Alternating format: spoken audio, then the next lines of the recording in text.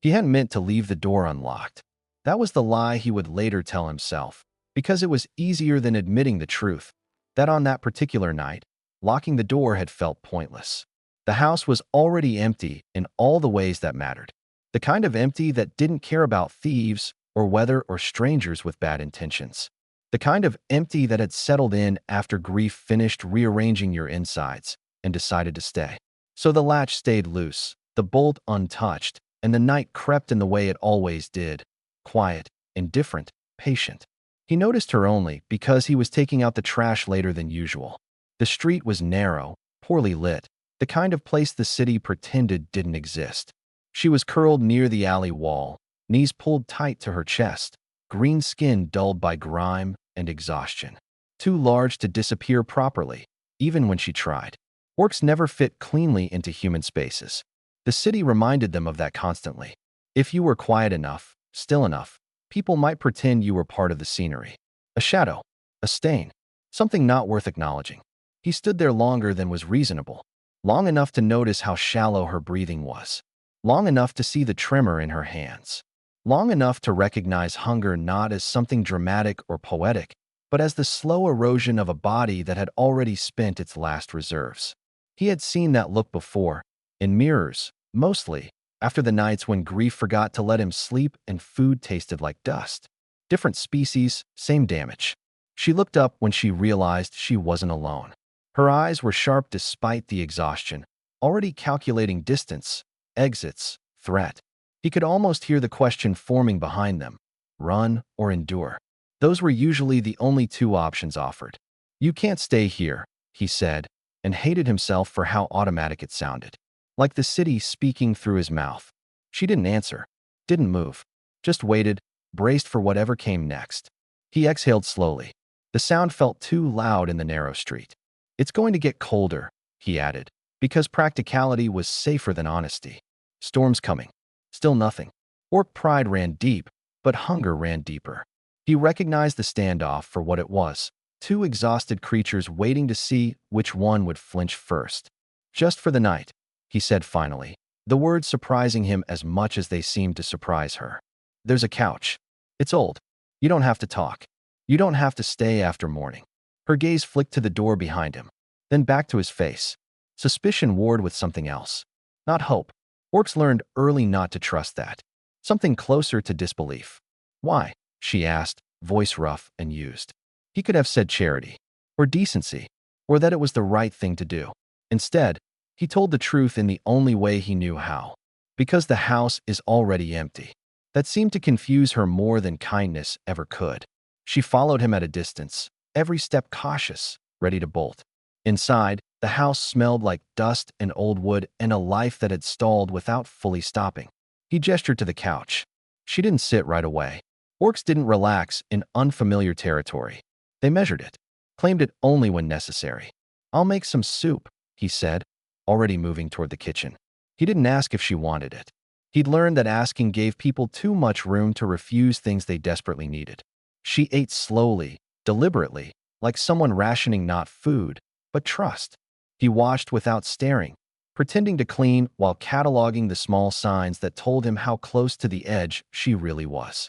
The way her shoulders stayed tense even while eating. The way she flinched at every small sound. Survival etched into posture. When the bowl was empty, she stood. I'll be gone before morning, she said, like a promise she'd learned people preferred. He nodded. Door sticks sometimes, he replied. If you leave early.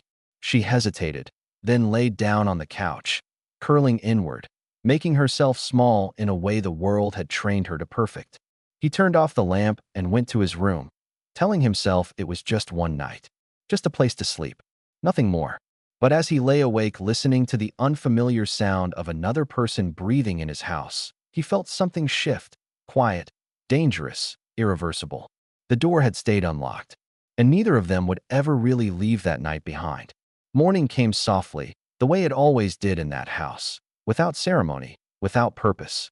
Pale light filtered through thin curtains, illuminating dust motes that hung in the air like they had nowhere better to be. He woke earlier than usual, not because he was rested, but because something felt different. The house no longer sounded hollow. There was another presence in it now, quiet but unmistakable, like a held breath that hadn't been there before. For a moment, he wondered if he'd imagined the night entirely. Grief had a habit of doing that, creating entire conversations, entire people, just to remind you of what you'd lost. He stepped into the living room and found her exactly where he'd left her, curled on the couch, boots still on, body tense even in sleep. Orcs didn't sprawl. They folded themselves inward, conserving space, conserving energy, conserving everything. She had positioned herself so she could see the door, the windows, the hallway, all possible threats mapped even while unconscious. It struck him then that rest, for her, was not peace. It was simply a pause in vigilance. She woke the instant she sensed him, eyes snapping open, hand already moving toward where a weapon should have been. When she realized there wasn't one, that she wasn't in danger, something like embarrassment flickered across her face before hardening into neutrality. She sat up immediately. "I'm leaving," she said, voice steady but rushed, like someone used to saying it before being told to. "You don't have to," he replied. "Not yet. It's still early." Her brow furrowed. "I said I would." He nodded. "And you can. After breakfast." She hesitated. The word meant something to her. Not because of hunger. She'd already learned how to survive without expecting meals, but because of what it implied. Continuation. Permission. He could see the calculation happening behind her eyes. Every instinct telling her that staying was dangerous, that kindness always collected its debt eventually. "I don't have anything to give you," she said. "I didn't ask for anything." That answer unsettled her more than anger would have. Orc society understood transactions, understood strength, dominance, obligation. But gifts without demand were rare and deeply suspicious. Still, she followed him into the kitchen, standing rather than sitting, weight balanced on the balls of her feet like she might need to move fast. He cooked simply, bread warmed in a pan, leftover soup reheated until it steamed. The smells filled the kitchen, turning the small space into something almost intimate. He set the bowl down in front of her and stepped back. No watching, no pressure. She ate slowly again, but this time her eyes stayed on him, studying, measuring. When she finished, she wiped the bowl clean with a piece of bread without realizing it, then froze, as if aware she'd revealed too much. A small thing, a habit born of scarcity. "What's your name?" he asked gently. She hesitated, then answered. "Zykra." He stopped himself. Names carried weight. He didn't know why, but giving his felt like crossing a line. "You can stay until tonight," he said instead. "Storm's still coming." Zykra nodded once. Acceptance without relief. Gratitude without warmth. She moved to the sink and began washing the bowl without being asked, her movements careful, precise, like she was trying to leave no trace behind, as if proving that she existed as lightly as possible. He watched her and realized something unsettling. She wasn't waiting to be safe. She was waiting to be allowed to disappear. And for the first time in a very long while, he knew he didn't want the house to go back to being empty again. Zykra woke before the house did, before the floorboards remembered how to creak, before the city outside decided it was time to breathe again. Dawn slid through the thin curtains in pale strips, catching on dust and old furniture, painting everything with a softness that felt undeserved. This was the hour she trusted most, the hour when people were too asleep to be cruel and the world hadn't yet decided what it wanted from her. She sat up slowly, listening. The man's breathing came from the back room, steady, unguarded, human, vulnerable. It unsettled her in a way she didn't have a name for. In her experience, people who slept that deeply either had nothing left to lose or believed the world would not harm them. Both were dangerous assumptions. She stood, boots quiet against the floor, and surveyed the room. The couch was old, but clean. The blanket folded with care. The kind of care that lingered even when no one was there to see it. This place carried grief, but it was not cruel. That, too, was unsettling. Zykra did what she always did when she didn't know how long she would be allowed to exist somewhere. She cleaned, slowly at first, then with focus. Crumbs swept away. The table wiped down. A chair straightened. Orc hands were strong, but they could be gentle when needed. Every movement was deliberate, respectful, like she was apologizing to the space for occupying it at all. In her culture, you did not leave a shelter without giving something back, even if all you had was effort, even if no one asked for it. She was reaching for the door when his voice stopped her. "You don't have to go yet." She froze. The words weren't sharp, weren't accusing, but they struck harder than any order. She turned slowly, already preparing herself to defend the choice she'd made to leave without being seen. I said I would. And I said you could stay until tonight. He replied from the doorway, hair still rumpled with sleep. He looked older in the morning light, more tired, less like someone who could afford generosity. You cleaned. She lowered her gaze. I used your water. Worth it, he said easily, then paused. I was going to make breakfast. That word again. Breakfast. A thing that implied continuity. A thing that said you'll still be here when the sun is up. Zykra's chest tightened in a way she didn't like. Orcs were trained for battle, endurance, pain. Not for this strange pressure behind the ribs that came from being offered something twice without being demanded in return. She nodded once. Acceptance, not trust. They ate together this time. Not facing each other directly, but close enough that she could feel his presence. The food was simple, unremarkable by orc standards, but it was warm and consistent, and it filled spaces she'd learned not to acknowledge. She noticed how he ate, slowly, distracted, like food was something he remembered out of habit rather than desire. When the bowls were empty, she spoke without looking at him. In my clan, being fed twice is not nothing. He stilled. What does it mean? It means the first meal was mercy, she said quietly. The second is intent. He frowned slightly. Intent to do what? She finally met his eyes. There was no accusation there. No expectation. Just truth. It means I owe you.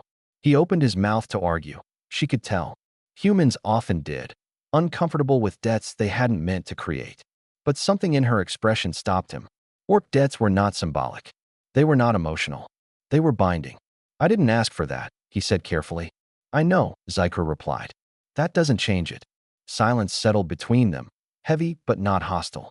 Outside, the city woke fully now. Footsteps. Voices.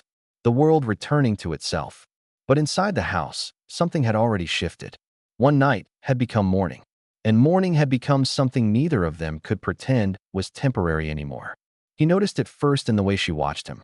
Not openly, not with curiosity or fear, but with a focus that felt deliberate, like she was learning the shape of him, the rhythms of his movements, the places where he lingered and the places he avoided. It wasn't affection. It wasn't suspicion either. It was intent. The kind that made the hair at the back of his neck rise even though nothing was wrong. At least, nothing he could name. Zykra moved through the house as if it were fragile. She touched nothing without purpose, made no sound unless necessary. When she cleaned, it was thorough to the point of obsession. Corners he'd ignored for years were scrubbed until the wood showed through again, shelves reorganized with a logic that made sense only after you saw it done. She wasn't trying to earn her stay. She was establishing order, like someone preparing a place for something permanent. You don't have to do all that, he said once, watching her straighten a stack of old papers that hadn't mattered since before the grief. I didn't invite you here to work. She paused, looked at him with something like confusion. Then why did you invite me? The question was too direct, too honest. He opened his mouth and found there was no good answer. Because he'd been lonely. Because he didn't want the house to echo anymore. Because sometimes doing nothing felt worse than doing the wrong thing. None of those felt safe to say. I just did, he settled on. Zykra nodded slowly.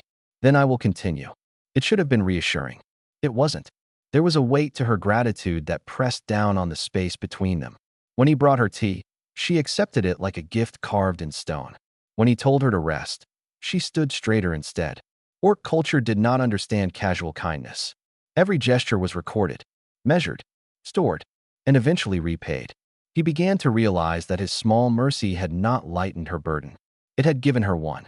The city noticed, too. People slowed when they passed the house. Some stared openly. Others pretended not to see, which somehow felt worse. He heard the whispers through open windows and half-closed doors. Orc. Dangerous. What kind of man lets one stay? The words followed him down the street and back again, clinging like dust. One morning, he found fresh paint on his wall. 3 words, crooked and furious. He scrubbed them away before she woke, hands shaking more from shame than fear. He told himself it didn't matter, that it was just noise, that people always hated what they didn't understand. Zykra saw the stains anyway. Orc eyes were good at finding what others tried to erase. You should let me leave, she said that evening, voice calm. but her posture already preparing for it. Your kindness is costing you. He set down the plate he was holding harder than necessary. I didn't do it to buy trouble. I know, she replied. That's why it's worse. He looked at her then, really looked. At the way she carried herself like someone expecting a blow. At the way gratitude sat on her shoulders like armor that was too heavy but never removed. And something in him hardened. Not anger. Not defiance. Resolve. You're not a debt, he said quietly. And I'm not a martyr. In my culture, Zykra said, just as quietly, those are often the same thing. Silence followed. The kind that settles when two truths collide and neither is willing to move. Outside, the storm finally broke, rain drumming against the roof like a warning. He realized then that her gratitude wasn't gentle because it couldn't be. For Zykra, gratitude was not a feeling. It was a weapon she had turned inward. And he was the reason she was holding it at all. The city did not turn against them all at once. It never did.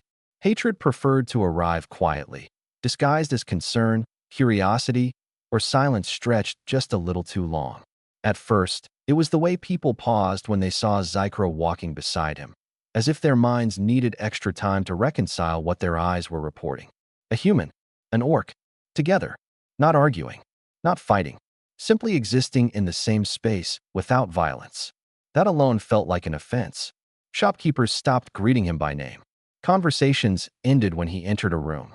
Once, a baker wrapped his loaf in paper without making eye contact, fingers trembling as though Zykra might lunge across the counter at any moment. She didn't react. She never did.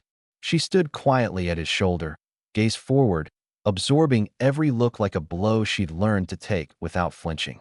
You don't have to come with me, he said one afternoon, after noticing how tightly her jaw clenched in public. I can manage errands. Zykra shook her head. If you are seen alone, they will think I am hiding, she said. If I am seen with you, they will think you are brave. He almost laughed at that. Almost. I don't feel brave. That doesn't matter. The first direct confrontation came from a neighbor who had lived beside him for years without ever learning his name. The man stood too close, eyes darting nervously to Zykra, hand hovering near a holy symbol. You should be careful, he said in a low voice. Orcs bring trouble. You don't know what you've invited into your home. I know exactly what I invited, he replied, surprised by how steady his voice sounded. The neighbor scoffed and walked away, shaking his head like he'd just witnessed a slow, avoidable tragedy. That night, Zykra didn't eat much. She sat rigid at the table, attention fixed on the window, on the door, on every creak the house made as it settled. They are afraid, she said finally. Yes. And fear makes humans cruel. He didn't argue. He had lived long enough to know that fear sharpened people into something smaller and meaner. You're not responsible for that. She looked at him then, something sharp in her eyes. I am the reason. No, he said firmly. Prejudice existed long before you showed up. Zykra considered that. Still, she said, I am the excuse. The next morning, she packed her few belongings with quiet efficiency. He found her at the door, bag in hand, posture formal. You gave me more than one night, she said. That is more than enough. It doesn't have to end like this, he replied, panic creeping into his chest. We can. This city will not stop, she interrupted gently. They will escalate. Words become threats. Threats become action. I have seen this before. So have I, he said. And running doesn't fix it.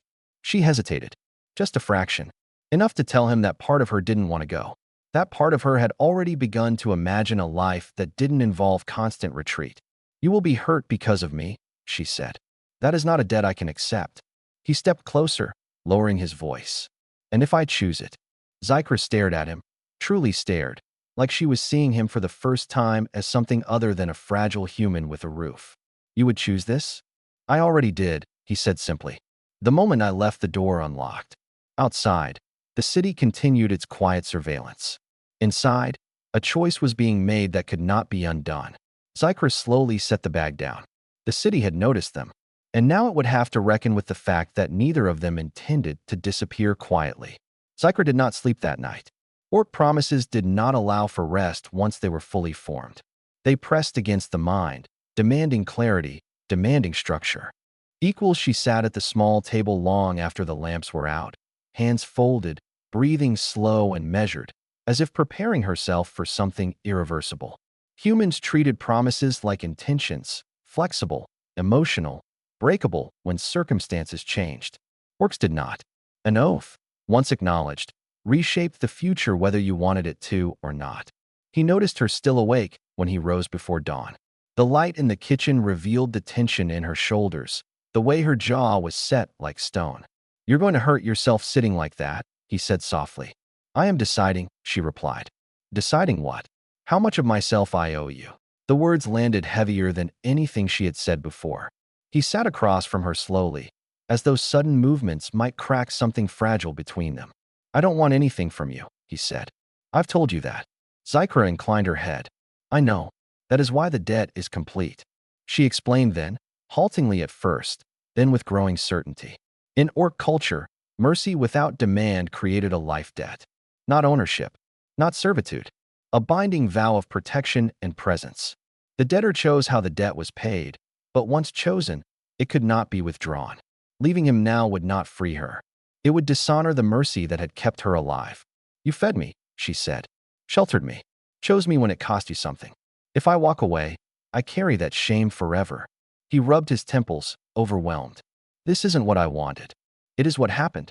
There was no threat in her voice. No manipulation. Only fact. That frightened him more than anger ever could have. "And what does paying this debt look like?" he asked quietly. Zykra met his eyes. "I stay," she said.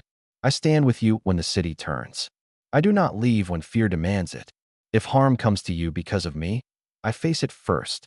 "That's not fair," he snapped, sharper than he intended. "I didn't save you so you could throw yourself in front of danger." She did not flinch. "I was already in danger," she said simply. "You did not create it. You only made it visible." Silence stretched between them, thick and complicated. He realized then that his kindness had not created dependence. It had created connection, and connection carried weight whether you wanted it or not. "If you stay," he said finally, "you stay because you choose to. Not because you owe me." Zykra considered that for a long moment. Then she placed one hand flat on the table. "Then hear me," she said, voice steady. "I choose to honor what you did. Not as repayment. As alignment." The word echoed in the quiet kitchen. Outside, the city was already waking, unaware that something ancient and unyielding had just been set in place. An orc promise did not announce itself with ceremony. It settled. It waited. And once given, it did not loosen its grip on either of them. They arrived just after dusk, when the light was uncertain and the city liked to pretend it was less accountable for what happened in the shadows. He noticed the shift before he saw them. The way the street grew quiet, the way voices faded and shutters closed with practiced speed. Fear moved faster than sound. It always had. Zykra felt it too. Her posture changed, shoulders squaring, breath steadying. The softness she had allowed herself inside the house hardening into something older and sharper. "There are 3, she said calmly, standing near the door. "Maybe 4. He swallowed. "Friends of yours?" "No," she replied. "Family." The knock came heavy and deliberate. Not a request. A declaration. He moved instinctively to stand between Zykra and the door, heart pounding loud enough that he was sure they could hear it from outside. His hands were empty. His legs felt weak. He stood anyway. When he opened the door, the air seemed to thicken. 2 orcs stood in the street. Massive even by orc standards. Armor marked with clan sigils worn smooth by age and battle. A third lingered behind them, face partially shadowed, eyes fixed on Zykra with something like disappointment. They did not acknowledge him at first. Orc hierarchy did not concern itself with humans unless necessary. "You have been absent," one of them said, voice low and resonant. "The debt you carry is unresolved." Zykra stepped forward before he could speak. "The debt is mine to settle." The orc's gaze flicked to him then, assessing, dismissive. "You interfered." "I offered shelter," he said, surprised that his voice didn't shake. "That's all." "That is never all," the second orc replied. "Mercy binds." Zykra nodded once. "I am aware." The tension in the doorway was suffocating. Neighbors watched from behind cracked doors, ready to witness disaster but unwilling to intervene. The city held its breath, waiting to see if violence would justify its fear. "You belong to the clan," the shadowed orc said finally. "Your presence here dishonors it." "I belong to myself," Zykra answered. "And I have chosen where I stand." A murmur rippled between them. Orcs did not choose lightly. They did not abandon blood without consequence. The shadowed orc stepped forward, revealing scars etched deep across his face. Then the human shares your fate. He felt the words like a blow. Zykra tensed instantly, half turning toward him, already positioning herself as a barrier. He placed a hand on her arm before she could move fully. It was a small gesture. Human. Fragile. But it was enough. No, he said. If there's a price, it's mine. I made the choice. The orcs studied him then, really studied him, as if trying to understand why something so breakable would step into a storm willingly. Zykra's breath hitched. Orc culture did not account for humans who chose danger without strength to back it up. This is not over, the shadowed orc said at last. Debts will be measured. They turned and melted back into the night, leaving behind a silence that rang louder than the knock had. He closed the door slowly, hands shaking now that the moment had passed. Zykra stared at him, something raw in her eyes. You should not have done that. I know, he said quietly, but I would do it again. Outside, the city exhaled. Inside, Zykra understood something she had never allowed herself to believe before. The past had found her, and he had stood in its way. Sleep did not come easily after that. The house felt different now, not just watched, but marked, as if some invisible line had been drawn through it, separating what had been safe ignorance from deliberate defiance. He lay awake listening to every sound, every distant footstep, every whisper of wind against the windows. For the first time since Zykra had arrived, fear wasn't abstract. It had shape. It had teeth. Zykra remained awake as well. He could sense it the same way he sensed her presence in every room now. Subtle, constant, grounding. When dawn finally crept in, she was already dressed, armor pieced together from old leather and scavenged metal she had repaired in silence.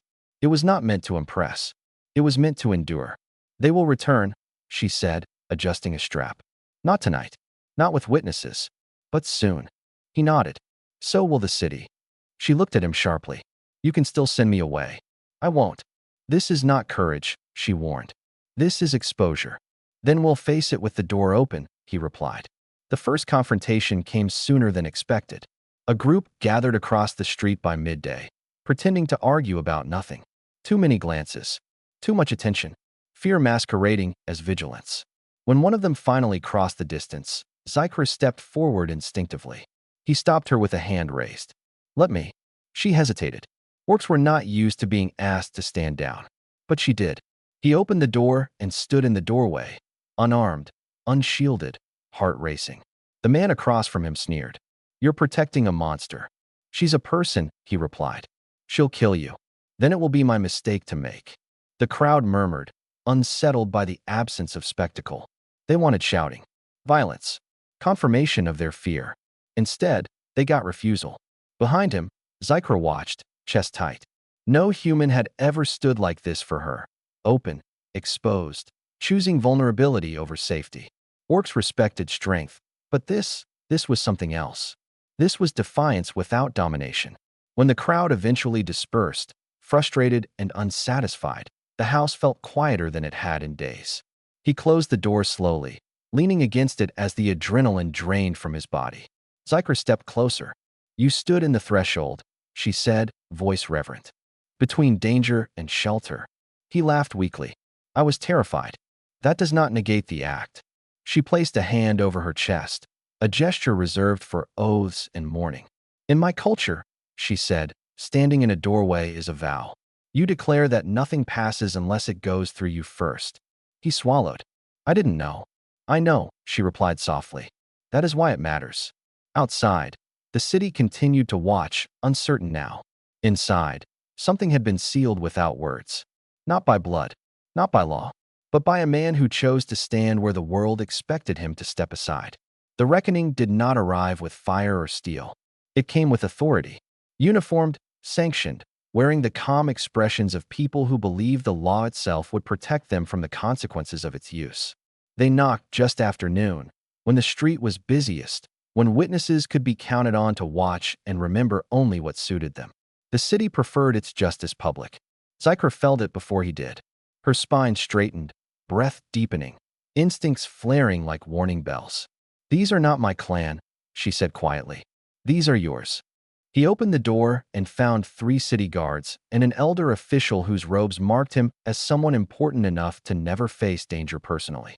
The official smiled thinly. "We've had complaints," he said. "Concerns. About an orc residing here without permit or oversight." "She's not a threat," he replied. "And she's not property." "Of course not," the elder said smoothly. "But fear spreads faster than facts. For the good of the district, we must ask her to leave." Zyker stepped forward. "If I go," she said, "it will be because I choose to." The elder's smile tightened. "Choice is a luxury. Order is necessity." Something in him snapped then, not loudly, not dramatically. Just a quiet, irreversible shift. "Then make it official," he said. "Arrest me. Find me. Do whatever you need to do. But you will not take her like she's a problem to be moved." The guards exchanged uneasy glances. This wasn't the script they were used to. Humans were supposed to comply. Orcs were supposed to resist. The reversal unsettled everyone. The elder studied him carefully. "You would risk your standing for this." "I already have." Zyker turned to him, shock breaking through her composure. "This is too much," she whispered. "I cannot let you." "You don't get to decide what I'm willing to lose," he interrupted gently. "Just like I don't get to decide your worth." Silence fell heavy and public. Neighbors leaned from windows. Doors cracked open. Witnesses gathered not to intervene, but to remember. At last, the elder stepped back. "This will be reviewed," he said. "But understand this. Once a line is crossed, there is no returning to the comfort of neutrality." He nodded. "I know." When they left, the street buzzed with speculation. He closed the door slowly, legs weak, heart hammering. Zyker stared at him as if he were something both fragile and terrifying. "You chose me," she said. "I chose myself," he replied. For the first time in a long while. Zyker lowered her head, breath unsteady. In orc tradition, this moment would be remembered, recorded, spoken of in low voices around future fires. A choice had been made, and neither of them would ever be allowed to pretend otherwise again. The days that followed were quieter, but not easier. The city did not forget what had happened. It simply watched from a safer distance, unsure whether outrage or caution would serve it better. Some neighbors avoided the house entirely now. Others nodded in passing, brief and uncertain, as if acknowledging something they didn't yet know how to name. Fear had been disrupted, and disruption always left confusion in its wake. Zyker stayed, not as a guest waiting for permission, and not as a sentinel standing guard every hour of the day. She began to exist in the house the way someone does when they believe tomorrow is real. She repaired a loose step on the back porch without announcing it. She planted herbs in the small strip of soil near the window, explaining that orcs valued things that returned year after year. She laughed once, soft, surprised by the sound, and covered her mouth as if afraid it might be taken away. He noticed the change in himself slowly. He slept through the night. He cooked meals with intention instead of obligation. He caught himself planning for things beyond the next morning, repairs, seasons, the quiet assumption of continuity. Grief did not vanish. It rarely did, but it loosened its grip, no longer the sole architect of his days. One evening, as they shared tea in the dim light, Zyker spoke without looking at him. "You did not save me," she said. "You stood beside me. There is a difference." He considered that. "You didn't give me a reason to live," he replied. "You reminded me I already had one." She nodded, satisfied. Outside, the city moved on. Slowly, uneasily. Change rarely announced itself with triumph. It crept. It tested. It waited to see if it would be challenged. But something fundamental had shifted, and even the city could feel it. A man had chosen kindness without apology. An orc had chosen presence without shame. And the world had failed to end because of it. That night, he left the door unlocked again. Not because he was careless, but because for the first time since loss had hollowed his life, the house was no longer empty. And he finally understood that living was not about surviving alone, but about choosing to stay.